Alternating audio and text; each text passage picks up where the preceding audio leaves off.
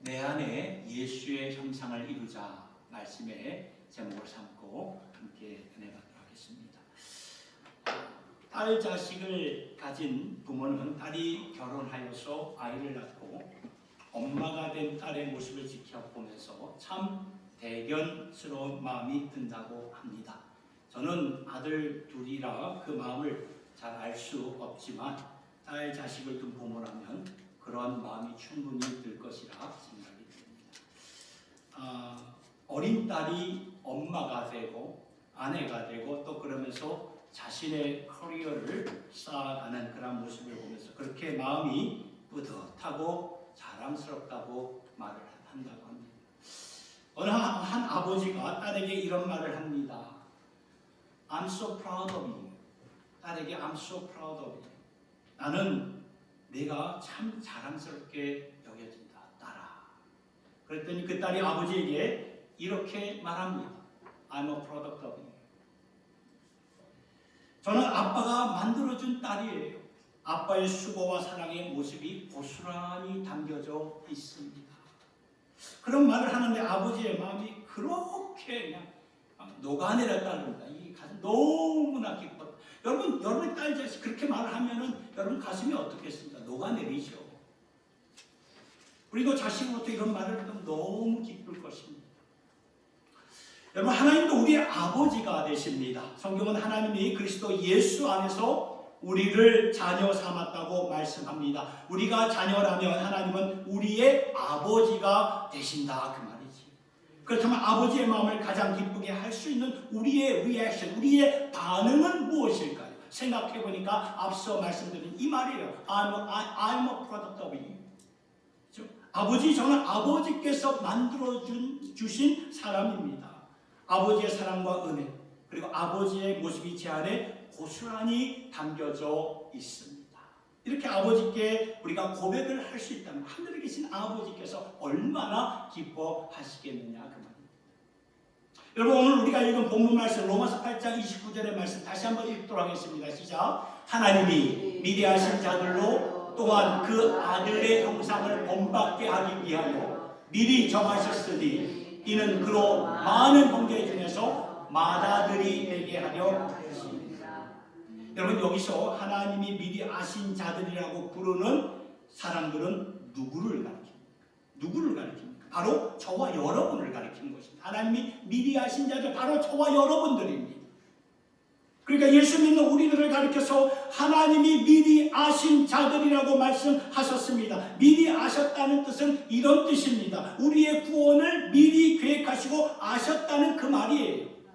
그러니까 하나님은 우리들처럼 시간 안에 갇혀 있는 분이 아니라 시간 밖에 계신 분이라는 것입니다. 그래서 하나님은 성경에 하루가 1000년 같고 1000년이 하루 같다고 말씀하는데 우리는 이 말씀이 무슨 의미인지 잘 모르겠지만 물리학적으로는 알 수가 있지요. 시간 밖에 계시는, 시간을 초월하시는 하나님이 되시는구나.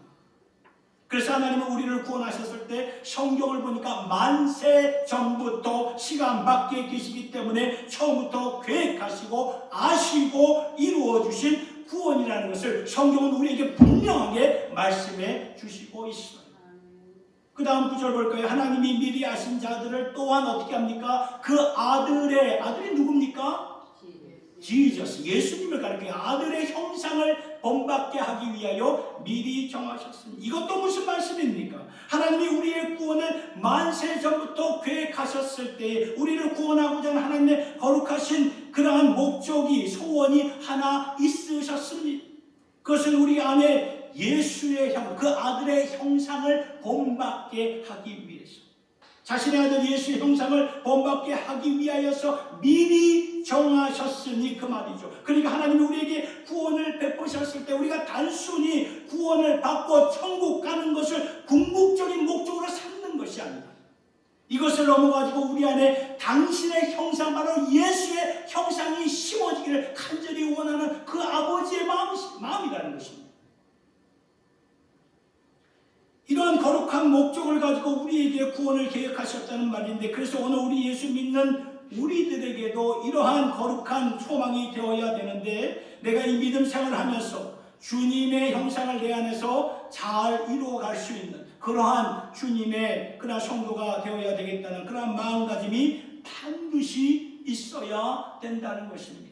이런 예수님의 가르침을 잘 표현했던 기독교 저자였던 맥스 루케이도는 이렇게 말했습니다. God love you just the way you are. 하나님은 여러분 모두 있는 모습 그대로 사랑하십니다. 그 다음에 But He refused to leave you just the way you are. 그러나 하나님은 여러분을 그 모습 그대로 놔두시기를 원치 아니하십니다. You see, He wants you to be just like Jesus. 그것은 우리들이 예수님과 같이 되기를 원하시기 때문입니다. 굉장히 명확한 클리어한 그림입니다. 하나님은 우리 모습 그대로 사랑하십니다. 그러나 우리의 모습 그대로 놔두시기를 원치 않습니다. 왜냐하면은 우리 안에 진정한 변화가 이루어져서 우리가 예수님의 진정한 모습을 그대로 닮아가기를 원하시고 있기 때문이지. 이것이 우리를 향한 하나님이 갖고 계신 거룩한 소망이며 소원이 되신다는 것입니다. 그러면 여기서 중요한 것은 그러한 우리가 이제 예수의 형상으로 변화될 수 있도록 우리에게 허락하신 은혜가 하나 있어요. 그것이 바로 믿음의 공동체, 교회 공동체다 그 말이에요. 저는 오늘 예수님의 공동체 네 번째 이제 마지막 말씀을 전하면서 여러분들과 함께 나누고 싶은 것은 예수님의 공동체가 도대체 무엇인가? 예수님의 공동체는 예수 믿는 우리들이 주님의 형상을 이루어갈 수 있도록 주님의 거룩하심이 우리 안에 우리 심령 속에 이루어질 수 있도록 하나님께서 허락하신 거룩하신 공동체다 그 말입니다.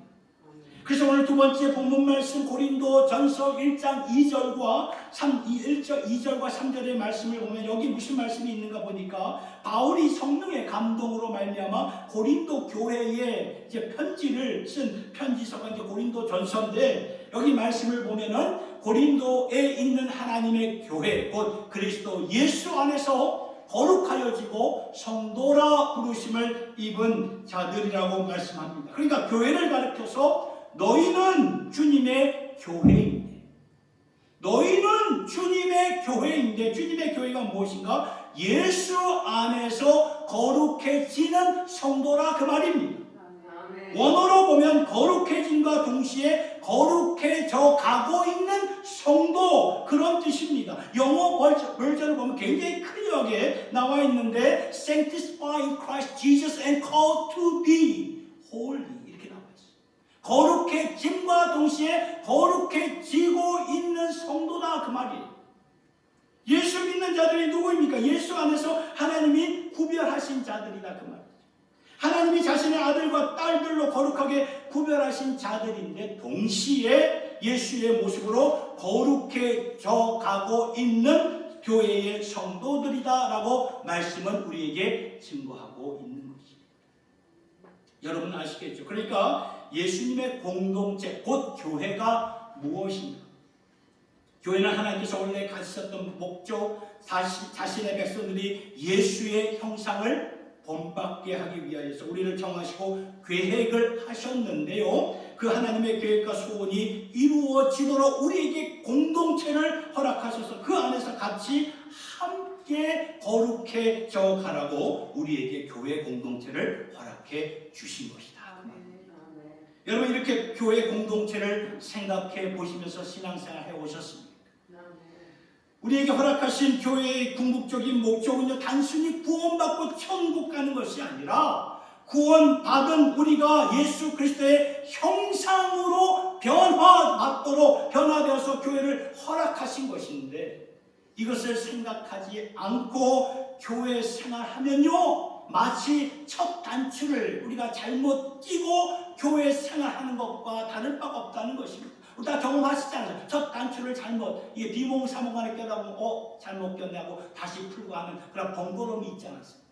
잘못 끼면 이런 번거로움이 있어요. 나머지 단추를 잘못 낀 채로 나머지 단추를 열심히 껴봤지만 어딘가 맞지가 않아요. 여러분 바다의 염도가 몇 퍼센트입니까? 3.5%입니다. 바다의 염도. 그 3.5%로 말미암아 바다 전체가 짜요. salty합니다. 그러니까 3.5%가 제대로 역할만 하면 바다 전체를 짠맛으로 변화시킬 수 있다는 그 말이죠.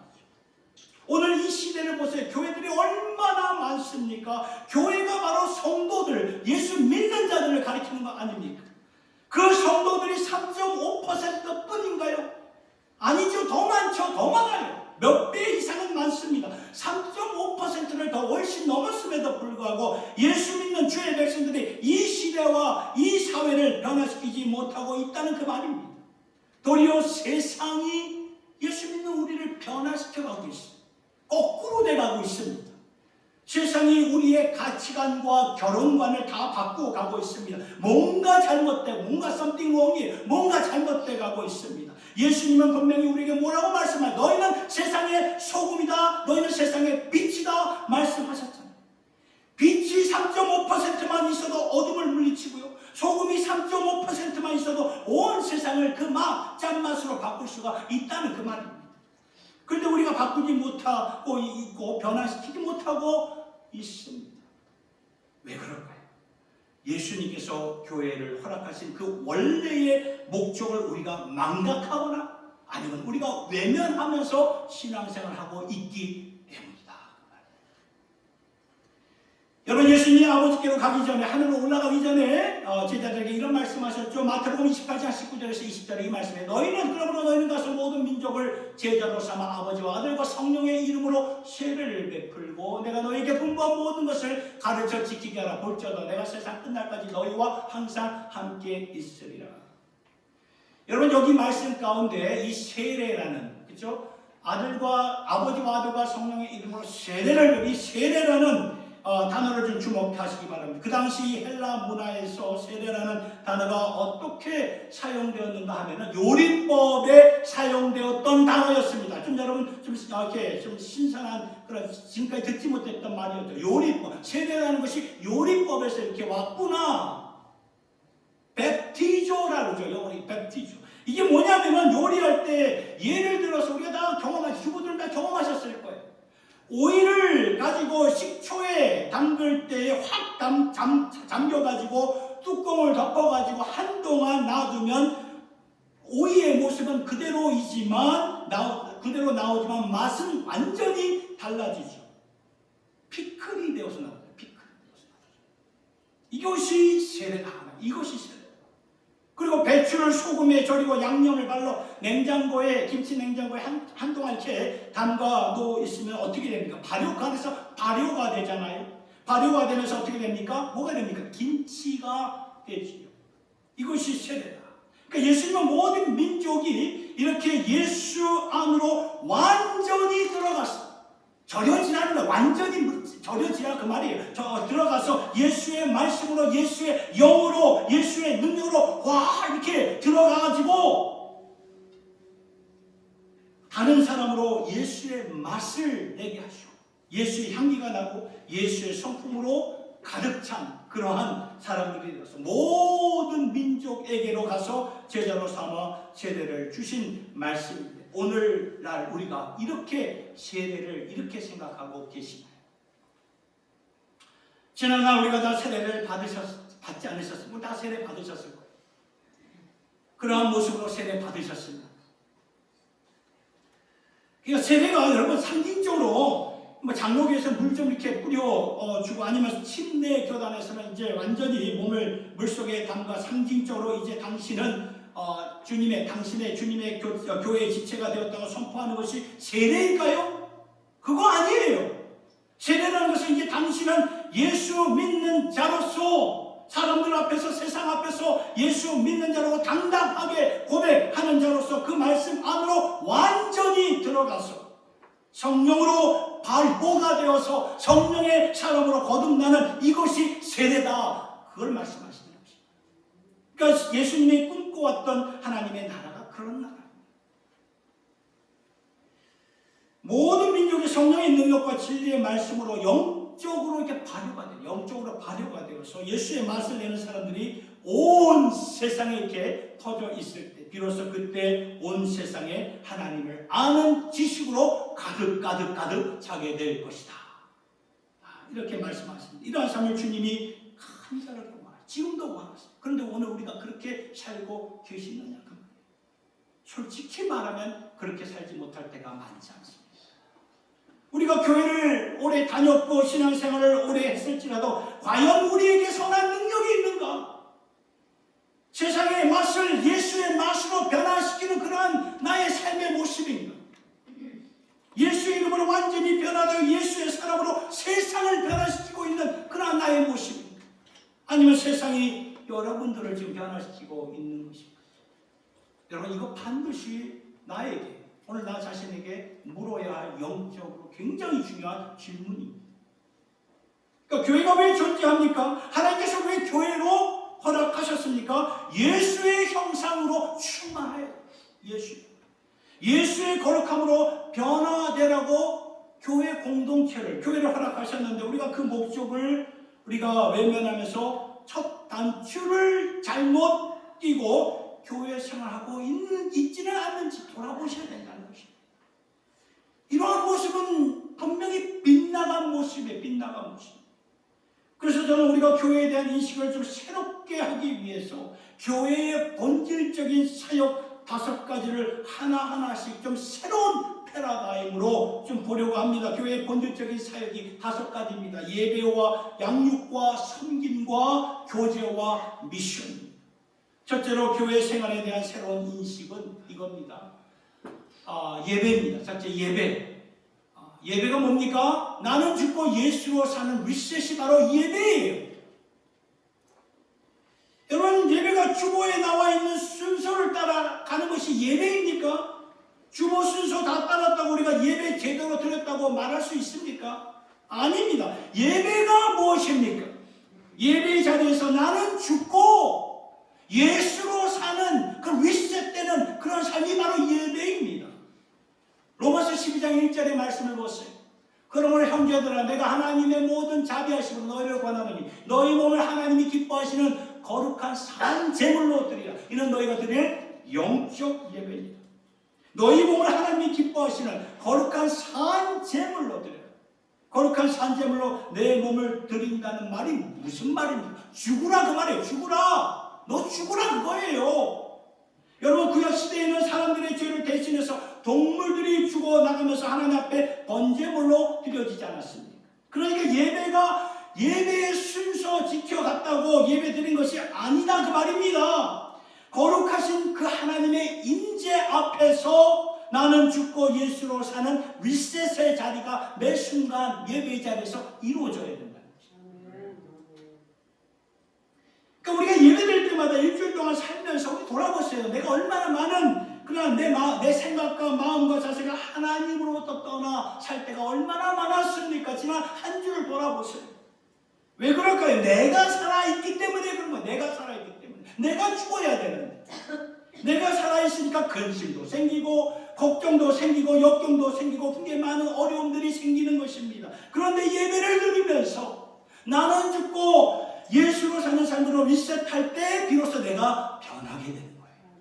내가 성령 충만한 삶으로 살아가게 되는 것입니다. 그러니까 여러분, 예배를 새롭게 생각하십시오. 내가 나는 죽고 예수로 사는 이 리셋이 바로 예배구나. 이렇게 살 수 있기를, 이렇게 예배자로 드려줄 수 있기를 예수님의 이름으로 축복합니다. 두 번째는 이것입니다. 교회 생활에 대한 새로운 인식, 양육의 훈련이죠. 양육은 곧 훈련입니다. 그리스도의 장성한 분량으로 체험받는 훈련이 되어야 된다.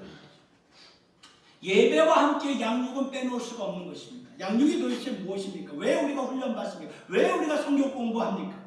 그리스도의 장성한 분량으로 체험을 받기 위해서 우리가 양육을 받고 성경 공부를 하는 것입니다. 큐티를 하는 것입니다. 여러분, 우리는 보통 양육이라는 것을요, 지식적으로 생각할 때가 많아요. 지식적으로. 그래서 성경 공부에서 뭐 좀 성경 지식 좀 알아보자. 전에 몰랐던 것을 좀 알아보자. 이렇게 지식적으로 생각하는데 그 양육은 그게 아닙니다. 양육의 궁극적인 목적은 지식을 넘어가지고 그리스도의 장성한 분량으로 세움받는 것이 양육이다 그 말입니다. 에베소서 4장 13절의 말씀을 보면요, 이렇게 나와 있죠. 우리가 다 하나님의 아들을 믿는 것, 그렇죠? 예수를 믿는 것, 아는 일에 하나가 되고 온전한 사람을 이루고 그리스도의 장성한 분량이 충만한 데까지 이르라. 여러분, 우리가 양육을 받는 것이, 훈련을 받는 것이 바로 이 부분이에요. 이걸 빼놓고 지식으로 쌓다 보면은 그 훈련, 양육은 의미가 없어요. 그러나 훈련을 통해 말씀을 암송하고 과제를 충실히 감당하고 성경을 읽고 나의 기도의 시간을, 기도의 훈련을 쌓아가면서 그리스도의 장성한 분량으로 체험을 받게 되고 세워지게 되는 것을 경험하게 된다는 것입니다. 여러분 우리 이민생활 지난 6일 동안 참 고생 많으셨죠. 생각하지 못한 일들 막 여기저기 힘들 때가 많아요. 뭐 다 압니다. 이민생활 저도 막 일을 해보니까 알게 너무 힘듭니다. 피곤한 것 압니다. 그러나 여러분, 하루의 시작이든 하루의 마침이든 주님과의 영적의 교통을 나만의 골방의 시간에서 꼭 가지실 수 있기를 바랍니다. 우리가 일 마치고 집에 오면 밥 먹고 시장하니까 씻고 또 장부 정리하고 그다음에 드라마나 영화 한 편 보다가 그냥 잠자리에 드는 지금까지 이러한 삶의 패러다임이 우리 삶의 모습이 그대로 보여지잖아요. 이런 걸 좀 과감하게 좀 이렇게 바꾸어가지고 그리스도의 장성한 분량으로 세워가는 나만의 골방에서 주님과의 영적 교통 매일매일 좀 이뤄갈 수 있는, 그래야 편안되거든요. 그래야 성령 충만하거든요. 그러한 삶으로 될 수 있기를 예수님 이름으로 축복합니다. 세 번째는 섬김입니다. 섬김. 예수님의 본을 따라 사는 길을. 섬김과 봉사 같은 말이죠. 무엇입니까? 예수님의 본을 따라 사는 것을 말하죠. 예수님의 본을 따라 가는 거죠. 예수님이 십자가에 달려 죽기 전 그 전날 밤에 제자들과 함께 마지막 라사포를 이제 나누시는 곧바로 수건을 두르시고 제자들의 발을 씻겨 주셨어요. 여러분, 그 당시 주인의 발을 씻어 주었던 하인들은 그 하인들도 레벨이 있습니다. 가장 밑바닥에 있는 하인들이 주인의 발을 씻어 주었는데요. 여러분, 하늘의 왕이 되신 예수님이 제자들의 발을 씻어 주었다. 이게 어찌 있을 수가 있는 법입니까? 왕 되신 예수님이 제자들의 발을 씻어. 세상은 가장 밑에 바닥에 있는 하인이 주인의 발을 씻어주는. 그러나 예수님은 분명히 이 일을 행하시고 요한복음 13장 15절에 말씀을 보니까 이런 말씀. 내가 너희에게 행한 것 같이, 그렇죠? 제자들의 발을 씻어준 이 일을 행한 것 같이 너희도 행하게 하려 하여 내가 먼저 본을 보였다. 보셨나요? 내가 스승으로서 너희의 발을 씻긴 것은 너희도 이 일을 하라고 본을 보인 것이다. 여러분, 우리가 예수님의 본을 따라가야 예수님을 닮아가게 된다는 것을 믿으시길 바랍니다. 한마디로 섬기라는 말입니다. 봉사입니다. 봉사는요, 예수님의 본을 따라갈 수 있는 자리고 축복의 자리가 된다는 것 꼭 기억하십시오. 그래서 각자에게 주신 은사가 있습니다. 그 은사를 가지고 어떻게 해야 됩니까? 서로에게 봉사하고 서로를 사랑하고 서로를 섬겨야 합니다. 여러분, 봉사가 있잖아요. 내 형제와 자매와 또 이웃을 위해서 필요한 것이지만 나를 위해서는 더욱더 필요하다는 것입니다. 내가 예수님의 본을 따라가지 않으면 교회에서 신앙생활하는 것이 무슨 의미가 있겠느냐, 그 말이에요. 이 귀한 시간, 황금 같은 시간에 왜 여기에 나오셔야 됩니까? 예수님의 본을 따라가기 위해서 우리가 이 자리에 나온 거 아닙니까? 그래서 주님의 본을 따르기 위해 우리가 봉사해야 됩니다. 능동적에 마지못해서 하지 마세요. 주님 거 다 아세요. 억지로 하지 마세요. 자원하는 심령 주님 기뻐하십니다. 남에게 보이려고 하지 마세요. 하나님 다 아세요. 우리 중심하십니다. 능동적으로 내가 주님의 교회에서 봉사할 일이 무엇이 크든 작든 그 관여치 않아. 중심을 보시는 하나님. 그래서 이 교회에서 섬길 일이 무엇일까 좀 살피면서 섬길 수 있기를 예수님의 이름으로 축복합니다. 네 번째, 교제입니다. 교회 생활에 대한 새로운 인생 교제인데 우리를 빚으시려는 하나님의 방법입니다. 성도의 교제를 가르치는 건데 이 성도의 교제는 너무나 본질적인 거예요. 본질적인 거. 그래서 히브리서 10장 25절과 요한일서 2장 10절을 보면은 그렇죠? 모이기에 힘쓰라. 형제와의 사귐이 곧 하나님과의 사귐이다. 압축해서 말씀을 드리는 거예요. 히브리서 10장 25절 모이기에 힘써라. 요한일서 2장 10절의 말씀은 형제와의 사귐이 곧 하나님과의 사귐이다. 그런데 성도의 교제를 통해 우리가 받을 수 있고 누릴 수 있는 축복이 참 많습니다. 우선 우리가 성도가 교제할 때 우리는 먼저 기도의 동력자를 얻게 된다는 걸 꼭 기억하십시오. 내 이름을 불러가면서 기도할 사람은 수고그룹, 작은 모임에서 이루어진다는 것입니다. 여러분 생각해보세요.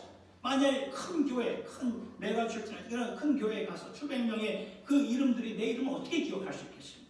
참 어렵죠. 그러나 10명 안팎의 작은 이 모임의 이 성도의 이름은 우리가 충분히 기억을 하면서 기도를 할 수 있다. 그러면서 기도의 동력자를 얻게 되고, 그리고 성도의 교제를 통해서 삶 가운데 용기와 격려를 얻게 되고, 삶 가운데 지치고 힘들고 어려울 때에 성도의 교제를 통해서 세임을 받고 격려를 받게 된다는 것입니다. 이것이 교제를 통해서 이루어지는 귀한 축복이고요. 그리고 이 믿음 생활을 제대로 할 수 있도록 서로에게 권면을 받을 수가 있다는 것이죠. 여러분, 혼자 어떻게 믿음 생활을 감당할 수 있겠습니까? 못합니다, 혼자. 그러나 우리가 같은 영적인 코드를 갖고 교제할 때 서로에게 권면하게 됩니다. 우리 그렇게 살지 맙시다. 우리 언제까지 그렇게 세상과 타협하면서 살아야 되겠습니까? 세상과 좀 우리가 역방향으로 좀 다르게 거슬러서 살아가야 되지 않겠습니까? 여러분, 성도에게 권면을 하니까 되는 거예요. 이건 성도의 교제에 있어서 굉장한 축복인데요. 저는 여러분들에게 한 가지를 더 말씀드리려고 합니다. 그것은 성도의 교제를 통해서 하나님께서 우리를 연단하시고 빚어가신다, 그 말입니다. 이 교제를 통해서 하나님이 나를 연단하십니다. 나를 빚어가십니다. 이게 하나님의 지혜입니다. God's wisdom이죠. 잠언서 27장 17절의 말씀, 우리 잘 아는 말씀, 철이 철을 날카롭게 하는 것 같이 사람이 그 친구의 얼굴을 빛나게 하느니라. 여러분, 철은 철로 깎아야 되죠. 나무로 못 깎잖아요. 철은 철을 깎아야 빛나게 되잖아요. 그렇듯이 사람의 모난 모습을 깎는 것은 다른 사람을 통해서 이렇게 이루어진다는 것입니다. 그래서 결혼한 것 아시나요? 그래서 결혼한 거예요. 나의 모난 모습, 나의 삐죽삐죽한 그러한 태어난 것들이 결혼하면서 점점 없어지는 것을 보게 되지 않습니다. 옆에서 이렇게 코치하잖아요. 찔러주잖아요. 이게 얼마나 다행스러운지 모르겠습니다. 이걸 알아야 돼. 이걸 알면 우리가 배우자의 소중함을 알고 서로를 존중하게 되죠. 여러분, 우리가 지체를 통해서 내 자신이 깎여집니다. 그러니까 성도의 교제가 이 면에서 굉장히 다르다라는 것입니다. 세상의 동아리 모임이나 또 클럽 모임 활동은 내가 원하는 사람들끼리, 나와 맞는 사람들끼리 모이는 것이 그런 세상의 동아리 모임이 아닙니다. 내가 좋아하지 않는 사람이 그거 있으면 나 다른 데로 가면 되는 거예요. 그런데 교회에서는 그럴 수가 없어요. 교회 공동체와 세상의 동아리의 다른 점이 무엇입니까? 교회 공동체는 나와 맞지 않는 사람들이 반드시 있어요. 나와 맞지 않는 사람이 반드시 있습니다. 기질적으로 맞지 않는 사람이 반드시 있어요. 그래서 같이 있으면 왠지 불편하고 힘들어요. 그런데 그런 지체들이 원근각처에서 모여 교회 공동체로 이렇게 만들어 주셨는데 이것이 바로 하나님의 지혜다. 하나님은 바로 이면 교제를 통하여 연단을 시키고 나를 빚어가신다, 그 말입니다. 가지치기를 하시면서 내 안에 예수의 형상을 만들어 가신다는 것입니다. 그래서 성도들을 보면 이런 분들이 꼭 있어요. 난 도저히 여기서 신앙생활, 교회생활 할 수 없다. 그래가지고 교회를 안 나오거나 다른 교회로 가는 분들이 있어요. 여러분, 이런 식으로 내가 성도의 교제를 외면한다면 내 안에요 그리스도의 형상이 절대로 자랄 수가 이루어지지 않습니다. 물론 교회를 옮길 때는 진리와 말씀의 진리와 맞지 않거나 도덕적으로나 윤리적으로 본이 되지 않을 때 옮길 수 있지만 그것을 제외하고 우리는 이 부분을 반드시 극복하면서 오버컴하면서 우리가 나가셔야 된다는 것입니다. 교회 생활하면서 성도의 교제를 나누는 가운데 좋을 때도 있지만 때로는 내 감정이 상할 수, 연약한 인간이기 때문에 감정이 상할 수가 있어요. 상할 때가 있습니다. 그러나 성경은 갈라디아서 6장 2절의 말씀을 통해서 뭐라고 말합니까? 갈라디아서 6장 너희가 짐을 서로 지어라. 너희가 짐을 서로 져라. 서로의 짐을 지라고 말씀합니다. 함께 서로의 짐을 지고 이로써 그리스도의 법과 뜻을 성취하는 성도들이 되라고 말씀을 주는 겁니다. 같이 가야 됩니다. 우리가 다 인간인지라 본의 아니게 실수할 수 있어요. 잘못할 때 있습니다. 인간인지라. 그러면 내 잘못됨을 인정하는 거예요. 인정하고 용서를 구하면 다 해결돼요. 해결되지 못할 일이 없어요. 인정하고 용서를 구할 때 누가 그걸 보이콧하겠습니까? 인정을 하는 거예요. 용서를 구하는 거예요. 그런데 꼭 그 상황에서 내 자존심이 발목을 잡는다는 거예요. 내 자존심. 자존심 때문에 그 오랫동안 교회 생활을 했어도 한순간에 그냥 아무 생각 없이 교회를 그냥 박차고 나가는 그런 모습. 여러분, 이건 정말 하나님 앞에서 부끄러운 모습. 진짜 부끄러운 모습. 우리의 자존심이 얼마나 대단하길래 예수님의 십자가 그 고난, 순환, 그 고통에 비교할 수 있습니까? 이걸 깊이 묵상하고 주님 앞에 엎드리면 어떠한 문제도요 다 해결되는 은혜 안에서 우리가 다 해결돼요. 그래서 여러분, 교회 생활할 때 좋은 분들 참 이렇게 그런 분들도 있지만 나를 힘들게 하는 분들 있어요. 그러면 그럴 때마다 우리는 이렇게 생각하셔야 됩니다. 이것이 하나님의 지혜이구나. 나를 훈련시키기 위해서 이렇게 이 지체를 나에게 붙여주신 것이구나. 그런 분들 없으면 내 모습이 어떻게 빚어지고 어떻게 깎여져 나갈 수가 있겠느냐, 그 말. 바꾸는 거예요. 그래서 하나님은 교회 공동체를 통해서 내가 원하든 내가 원치 않든 묶어주신 봉사의 자리, 섬김의 자리에서 이렇게 묶어주신 내 앞에 내 안에 그리스도의 형상을 이루기 허락하신 것을 꼭 기억하며 봉사의 섬김의 자리, 충성 봉사할 수 있는 저와 여러분 모두가 될 수 있기를 예수님의 이름으로 축복합니다. 끝으로 미션입니다. 자신을 위해서도 꼭 필요한 사역입니다. 여러분, 우리가 교회 밖에 있는 자들을 섬기는 것을 미션이라 그러죠. 선교라 그러죠. 지금까지 우리가 첫 번째, 두 번째, 세 번째, 네 번째 예배, 양육, 섬김, 교제는 교회 안에서요. 교회 안에서 이루어지는 것이 사역이지만 미션은 교회 밖에서 이루어지는 사역이죠. 금년 우리의 교회의 필요가 무엇이며 은혜의 생수가 흘러가는 교회, 은혜의 생수가 된 우리들이 널리 이웃에게로 다가가서 미션 활동을 해야 되는 것이 교회 생활이 아닙니까? 그런데 미션은 있잖아요. 이웃들만 필요한 것이 아니라 나를 위해서도 꼭 필요하다, 그 말입니다. 예수님이 이 세상에 오셔서 가장 질책하고 꾸짖었던 사람이 누구였습니까? 종교인들이었습니다. 바리새인들이었고 사두개인들이었습니다. 그들은 겉으로 굉장히 경건했지요. 그러나 주님께서는 그들의 속을 다 보시고는 회칠한 무덤이다 라고 질책하셨어요. 회칠한 무덤 무슨 뜻이에요? 썩어있다, 송장이다, 그 말이에요. 썩어있는 자들이다. 왜 그런지 아세요? 그들은 자신의 문을 오픈하지 않았어요. 자신의 문을 열지 않았습니다. 성전은 거룩한 곳, 우리만 모이는 곳, 우리만 모여서 경건하게, 그러니까 예수님이 어떻게 하면 다 성전에 다 때려 부시자, 다 때려 부시면서 너희는 듣지 못했느냐. 마태복음 11장 17절에 말씀하니 기록된바 내 집은 만민이 기도하는 집이라 칭함을 받으려 하지 아니하였느냐. 너희는 강도의 소굴로 만들었다. 이방인들에게 오픈해야 되는 것이 하나님의 집인데 너희는 강도의 소굴로 만들었다. 예수님이 질책하셨습니다. 그러니까 여러분, 미션은 교회 밖에 있는 그런 이웃들을 위해서 필요하지만 동시에 나를 위해서 더 필요하다는 것이 나를 위해서. 왜냐하면 그 미션을 통해 하나님 아버지의 마음을 우리가 배워가게 된다는 것입니다. 하나님이 세상을 이처럼 사랑하사 독생자를 주셨죠. 요한복음 3장 16절에 말씀합니다. 세상을 사랑하사 독생자를 주신 하나님 아버지를 우리가 믿으면서 세상을 향해서 우리가 우리의 문을 꽉 닫고 있으면 그것이 어떻게 하나님의 마음을 닮아갈 수 있겠느냐, 그 말이에요. 스스로 경건하다, 스스로 종교적으로는 괜찮다, 스스로 격려하고 그렇게 축복할지는 모르지만 하나님의 보시기에는 아니다. 그래서 미션은 나를 위해서 꼭 필요하다는 것입니다.